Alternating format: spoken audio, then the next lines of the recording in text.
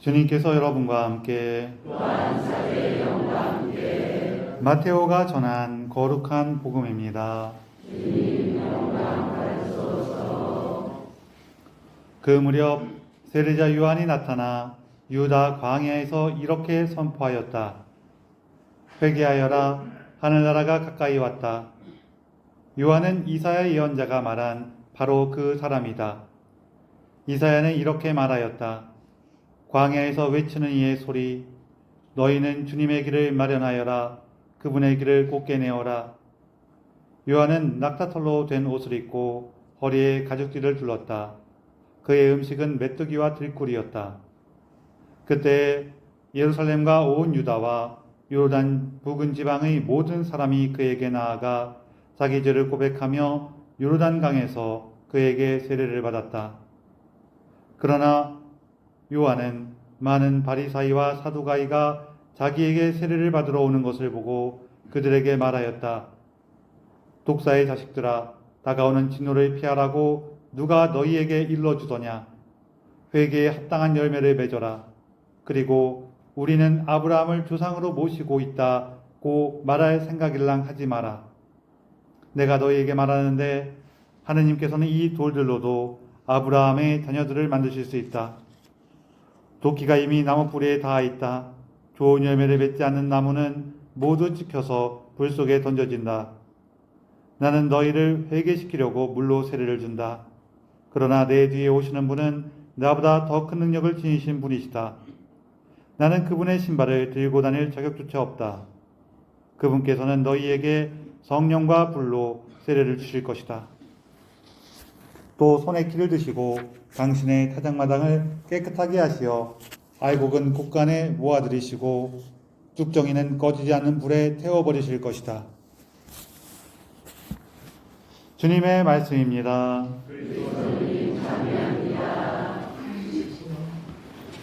참 예수님, 서로 인사 좀 나누세요.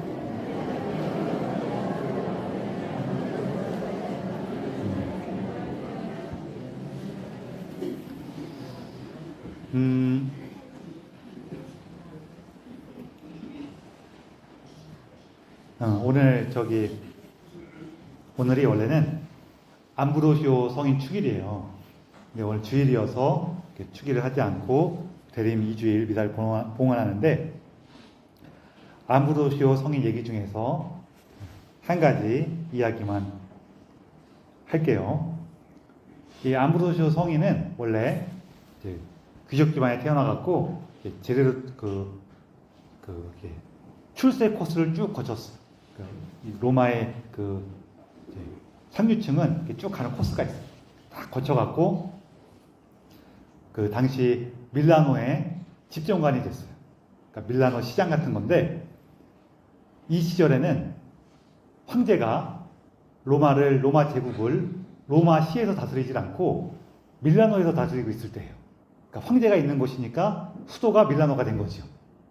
그러면은 이 암브로 성인은 이제 서울시장이 된 건데, 서울시장 같은 역할을 하게 된 건데, 그때 어떤 일이 있었냐면은 그 밀라노에 주교님이 돌아가셔갖고 그 후임을 뽑아야 돼요. 근데 당시에 우리 그리스도 교회는 여러 가지 이제 파벌로 막 나눠져 있었어요. 교리상으로 중요한 문제 때문에 조금 이렇게 갈등이 있었어. 꽤 갈등이 있었어. 특히 이때는 아리우스 이단이 되게 중요한 문제여갖고 그 갈등이 있었고, 서로 자기 쪽 사람이 주교가 되길 바라면서 막 이렇게 갈등이 심했어요. 그래서 이렇게 주교를 뽑는 자리에 가면은 이렇게 서로 반대파 사람들 모여 있으면은 다툼이 날 수도 있어요, 없어요? 다툼이 날 수도 있으니까 그 서울시장이 나가서 싸우지 않도록 이렇게 중재를 하고 있었어요. 자기들 그 병사들도 쭉 데리고 가갖고 이렇게 딱 대기시켜 놓고 문제 생기면은 얼른 막아라 이렇게 하면서 있었는데, 당시에는 그 시장이 이렇게 행정도 하고 재판도 하고 이렇게 병사들도 다른 역할을 다 하잖아요, 한꺼번에. 우리 유명한 사람 중에 누구 있냐면은 여기 조금 연식이 되신 분들 기억하실 텐데, 옛날에 되게 인기 있었던 드라마 판관, 포, 청천이라는 드라마가 있었죠. 지금 우리 얘기하는 것처럼 포청천 벼슬이 역할이 뭐였어요? 판관으로 기억하죠. 근데 사실은 포청천은 판관이 아니에요. 포청천은 당시 개봉 부윤이라 그래갖고 송나라 서울시장이었어요. 서울시장인데 하는 역할은 주로 뭐 하는 역할이 나와요? 재판하는 역할 나오잖아요. 그런 거예요. 우리도 옛날 얘기 보면은 고을 원님 앞에 가서 재판받지요. 근데 원님은 원래 뭐 하는 사람이에요? 군수예요, 군수. 우리를 치면은 군수인데 군수한테 재판받는 거예요. 이런 역할을 한꺼번에 다 했기 때문에. 그래서 거기 있는데 이 사람들이 서로 자기 쪽 사람을 밀면서 계속 하는데도 반대쪽에서 계속 반대하고 서로 계속 반대하고 그러다 보니까 이 주교님을 못 뽑고 있었어요. 근데 이 당시에 암브로시오 성인이 밀라노를 다스리면서 평판이 좋았는지 거기 있던 어떤 애가 이제 딱 보니까 암브로시오 성인이 와 있거든요. 그래서 거기서 외쳤어요. 암브로시오, 암브로시오 그랬더니 갑자기 그랬더니 옆에 사람들이 다 암브로시오 뽑혔어. 참고로 암브로시오 성인은 이때 세례도 안 받았어요. 그냥 예비자였어요. 예비자였는데 그리스도교에 관심은 있었지만 이렇게 행정 관료나 또 이 관료들은 전쟁 나면은 병사를 이끌고 나가서 싸워야 되는 사람이기도 하고 그러다 보니까 황제에게 충성해야 돼. 그래서 세례를 못 받았어요. 근데 거기서 그런 바람에 그냥 암브로시오가 뽑혔어요. 그래서 본인은 사양을 했지만 사람들이 제발 해달라 그래갖고 뽑혀갖고 그 다음날 바로 세례받고 일주일 있다가 주교가 됐어요. 황제 그 사이에 이제 황제한테 얘기해서 자기 이제 그 집정관을 내려놔야 되니까 허락해달라고 허락도 받고 해갖고 바로 주교가 됐어요. 그렇게 됐는데 그러면서 이분이 뭐라고 하시냐면은 학생도 되기 전에 스승이 되었도다. 배워야 할 내가 가르치게 되었도다. 그러셨어요. 그렇지만 이 암브로 성인은 본인의 걱정하고 다르게 물론 자기가 이렇게 준비 없이 주교가 됐다는 것을 정말 절실하게 느꼈기 때문에 엄청 성경과 교리도 깊이 공부하시고 노력도 많이 하셨지만 본인이 이렇게 걱정하신 것과 다르게 교회에서 굉장히 중요한 역할을 하시게 되고 우리 기도하고 미사 드리고 성가 노래하고 또 성경 익히고 교리 배우고 이런 데다가 굉장히 많은 역할을 굉장히 많이 하셨어요. 중요한 역할을 많이 하셨어요. 그래서 서방 교회의 중요한 교우들 중에 한 분이에요. 이처럼 하느님께서 이끄시는 일은 사람이 알 수가 있어요, 없어요? 참 알기 어려워. 오늘 이런 암브로 성인의 추기를 재밌는 얘기 하나 해드렸어요. 재밌죠? 네. 세례 받기 전에 주교를 뽑혔다는 거 너무 재밌죠? 오늘 우리 복음에서는 세례자 요한의 회개에 대한 선포가 나옵니다. 여기 보면은 이제 이사야 예언자의 이사야 예언서의 말씀을 빌려서 광야에서 외치는 이의 소리 딱 시작을 해요. 이 광야에서 외치는 이가 누구냐면은 바로 광야에서 외치는 이의 소리가 바로 세례자 요한인데 제가 이 말을 이해가 조금 힘들어갖고 어릴 때 어떻게 생각을 했냐면은 그 다음 구절에 보면은 요한은 낙타털로 된 옷을 입고 허리에 가죽띠를 둘렀다. 그리고 그 음식은 메뚜기와 들꿀이었다. 또 세례자 요한은 주로 광야에서 지내면서 이렇게 회개를 선포했거든요. 그러다 보니까 머릿속에 어떤 의미가 떠오르냐면은 머리는 막 산발에다가 수염은 덥수룩하고 옷은 이렇게 세련되게 입었어요? 아니면은 원시인이나 야만인처럼 입었어요? 원시인처럼 입고 광야에서 지내면서 막 메뚜기 잡아먹고 그러면서 회개하라 막 소리치니까 그래서 광야에서 외치는 소리인가? 그랬어. 아니 그러면은 광야에서 외치는 이라고 그러면 되지. 왜 광야에서 외치는 이의 소리라 그럴까? 그랬는데 여기 교부들께서 아주 탁월하게 해석을 하셨어. 뭐라고 하셨냐면은 세례자 요한은 소리라는 거예요. 소리는 역할이 뭐냐면은 말을 전하고 사라져요. 그쵸? 제가 여기서 안녕하세요 그러면은 지금 안녕하세요라는 소리가 남아있어요? 안 남아있어요? 안 남아있고 다 사라졌죠. 그쵸? 근데 여러분은 제가 조금 전에 안녕하세요라고 말했다는 것을 다 기억하고 있어요? 안 기억하고 있어요? 기억하죠? 소리는 사라지고 뭐가 남았어요? 말씀이 남았어요. 그쵸? 말씀은 누구예요? 말씀은 바로 살아계신 하느님의 말씀. 누구? 예수 그리스도예요. 예수님이에요. 세례자 요한은 소리이기 때문에 말씀이신 예수님을 전하고 사라지고 우리에게는 예수님이 남게 되는 거예요. 그렇죠? 멋있죠? 멋있어요. 역시 제가 조금 버르장머리 없이 얘기하면은 교부는 우리 교회의 교부들은 고소리 쳐도 되는 게 아니에요.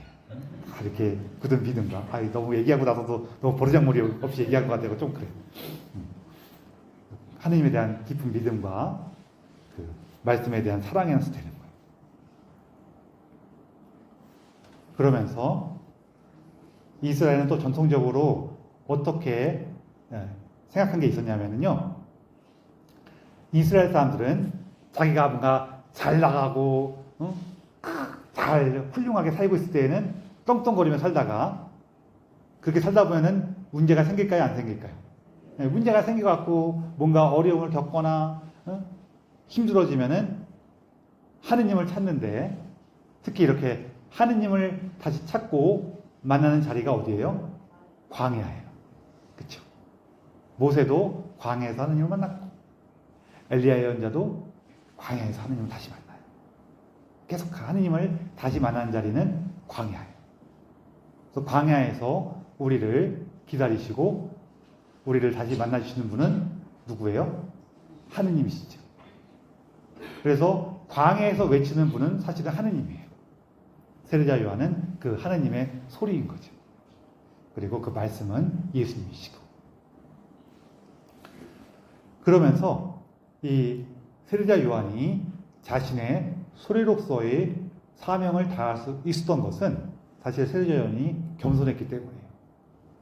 우리 겸손 그러면 어떻게 생각하기 쉽냐면은 저는 부족합니다.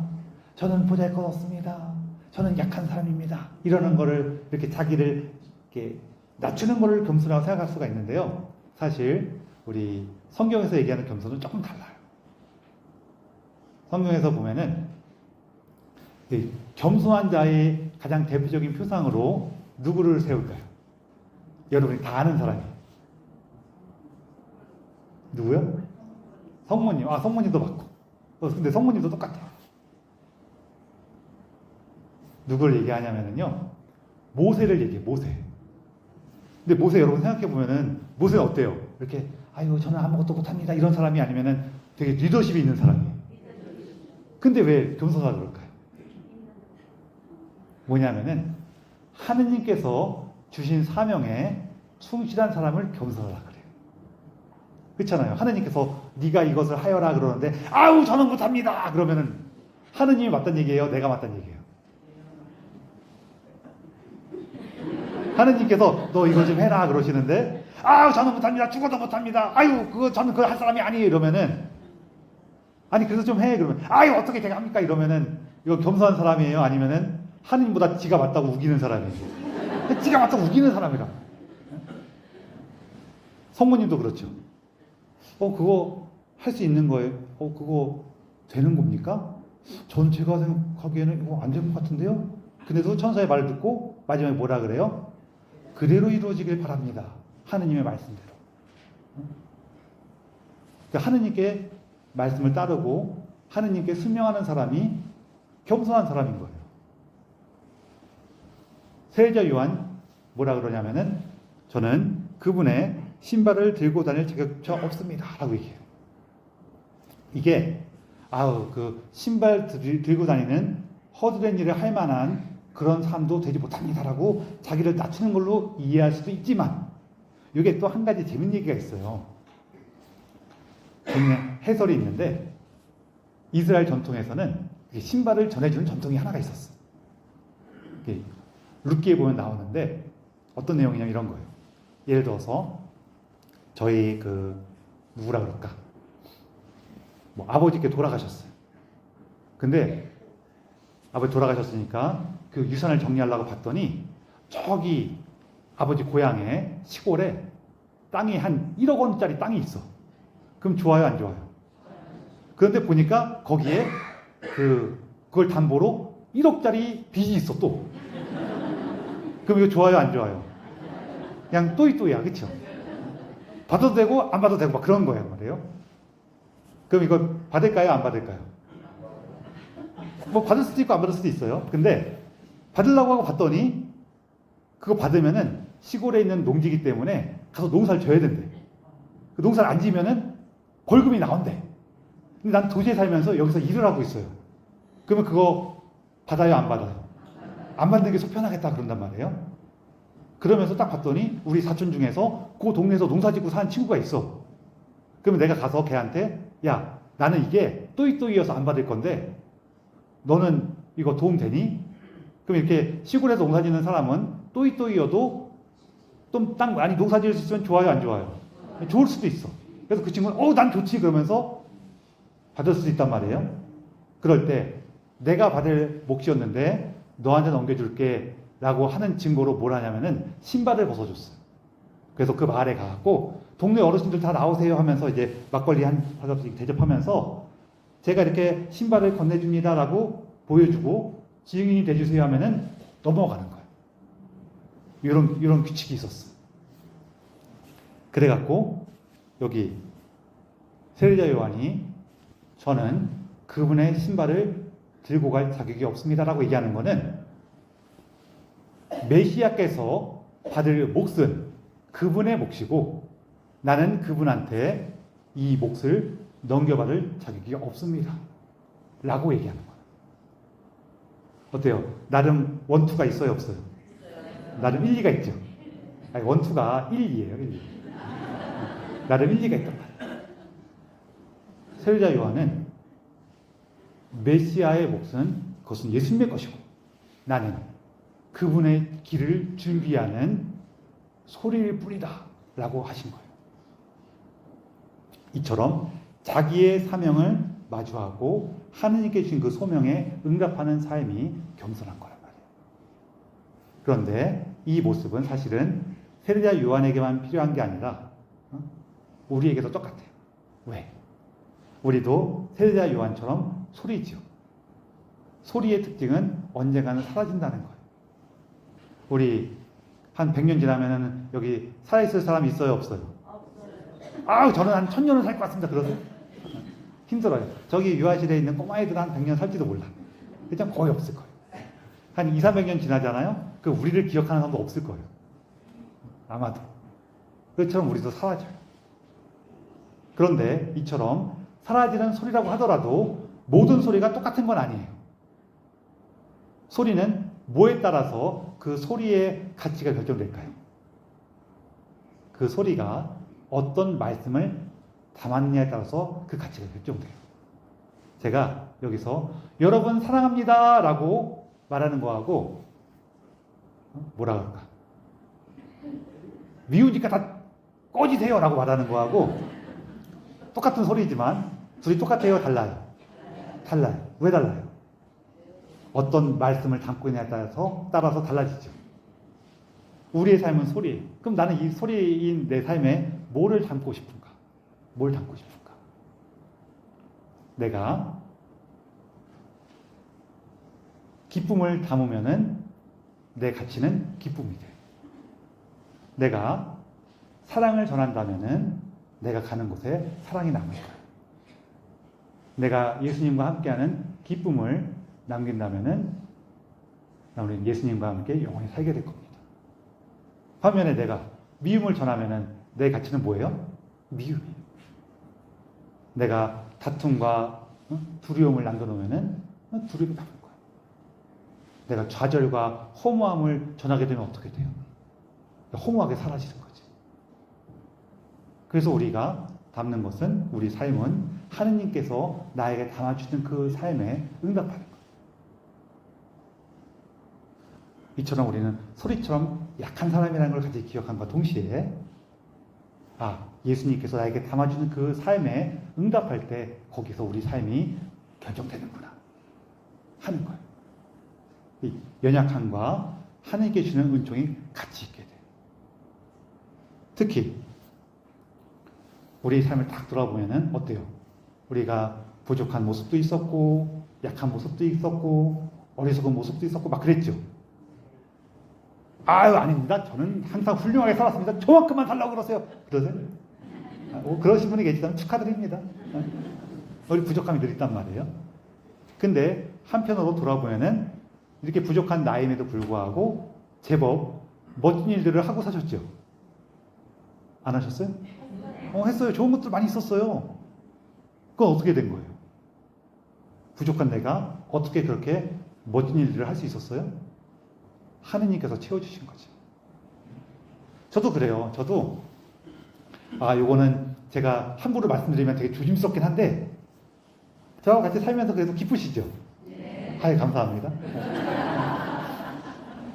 근데 저도 이렇게 할 때 물론 하느님께서 저에게 주는 은총에 감사하는 마음으로 살아가는 것도 있고 또 이렇게 하느님께 주는 이 기쁨을 여러분도 함께 누렸으면 좋겠다는 마음으로 살아가는 것도 있어요.